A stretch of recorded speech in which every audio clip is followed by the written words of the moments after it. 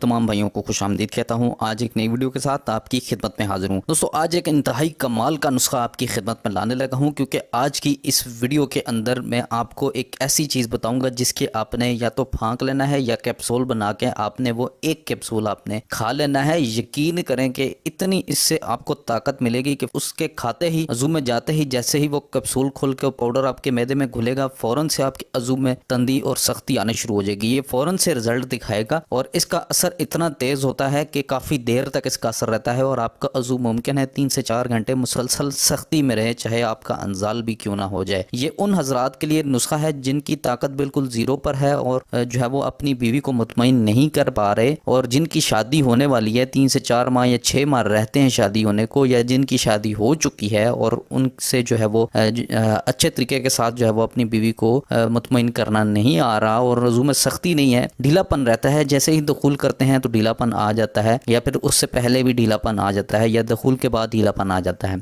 अज़ू सख्त नहीं रहता। आजकल की सबसे बड़ी यही प्रॉब्लम है, क्योंकि हाथ गाड़ी चला चला के इंसान जो है बिल्कुल ख़त्म हो चुका है मुश्तज़नी की वजह से, तो जिसकी वजह से इतने गुनाह किए हैं कि अब इलाज करना नामुमकिन हो रहा है। तो इन चीज़ों का इस्तेमाल करें जो आपको बताई जा रही हैं, इंशाल्लाह आपको ज़रूर शफा मिलेगी। इंतहाई बड़ी किताब से आपको ये नुस्खा लेकर आपको बताने लगा हूँ। तो चलिए देख लेते हैं इसके अंदर क्या क्या चीज़ें शामिल होती हैं। थोड़ा सा आपने गौर करना है, वीडियो को स्किप नहीं करना है। नुस्खे के दौरान आपने क्या क्या चीज़ें लेनी है ये आप नोट फरमा लें। सबसे पहले आपने माश की दाल या फिर खुश्क चने लेने हैं। दोनों चीज़ों में से एक चीज़ आप ले सकते हैं। माश की दाल ले लें या फिर खुश्क चने, जो काबली चने होते हैं, भुने हुए चने जिन्हें कहते हैं, वो आपने ले लेने हैं, या फिर आपने माश की दाल ले लेनी है। मैं आपको रिकमेंड करूंगा कि माश की दाल आपने लेनी है, ठीक है। माश की दाल लेने के बाद आपने उसको चीनी के बर्तन में, चीनी का बर्तन आप समझते होंगे, अब मुझे डिटेल में बताने की ज़रूरत नहीं है। चीनी के बर्तन में आपने उसको डाल देना है और उसके अंदर इतना अर्क डालें, यानी अगर आपने एक मुट्ठी जो है वो उसकी दाल माश की डाली है तो आपने उसके ऊपर आपने तकरीबन इतना प्याज का अर्क आपने डालना है। प्याज का अर्क लेना है, प्याज का अर्क आपने इतना डालना है कि वो सारी की सारी दाल माश उसके अंदर डूब जाए,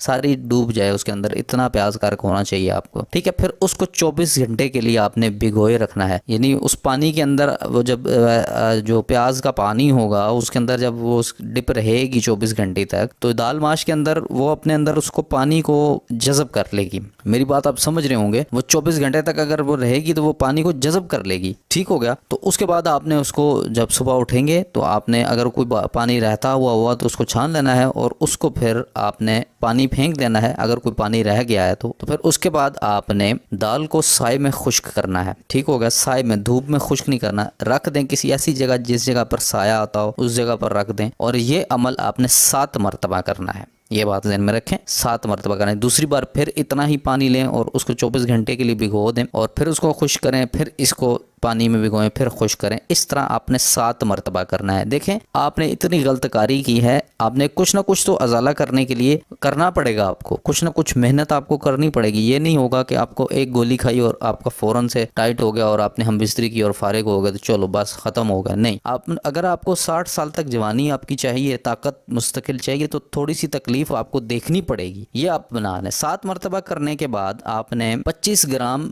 यही जो आटा होगा आपने इसी के अंदर घी शामिल कर देना है। देसी घी हो तो बहुत अच्छी बात है, आप इसके अंदर थोड़ा सा शामिल कर दें और इसके अंदर मिश्री या शक्कर शामिल कर दें, थोड़ी सी हस्बे जायका, जितनी आप पसंद करते हैं। मिश्री या शक्कर आपने इसके अंदर पीस कर शामिल कर देनी है और तीनों चीज़ों को आपने पीस कर लेना है, तीनों चीज़ों का आटा बना लेना है। और फिर इसको या तो इसके कैप्सूल बांट लें, 1 से 2 कैप्सूल आपने खा लेने हैं, या फिर इसको हथेली के ऊपर रखकर, जो आपकी हथेली होती है उसके ऊपर रखकर आपने फांक लेना है। जैसे किसी भी चीज़ को आप फांक लेते हैं मुंह में, इसी तरीके से आपने फांक लेना है और ये अमल आपने 40 दिन तक जारी रखना है। ये बात ज़हन में रखें। और इस दौरान आपने मजामत से गुरेज करना है। अगर आपको रात को एहतलाम वगैरह हो जाता है तो कोई मसला नहीं है, आपने परेशान नहीं होना, लेकिन मजामत से यानी हम बिस्तरी से आपने बिल्कुल परहेज़ करना है 40 दिन तक। 40 दिन के बाद आपने क्या करना है कि उसको हम बिस्तरी को करना है और ख़ूब आप देखेंगे कि इस कदर सख्ती और तंदी आएगी कि आप यकीन करें कि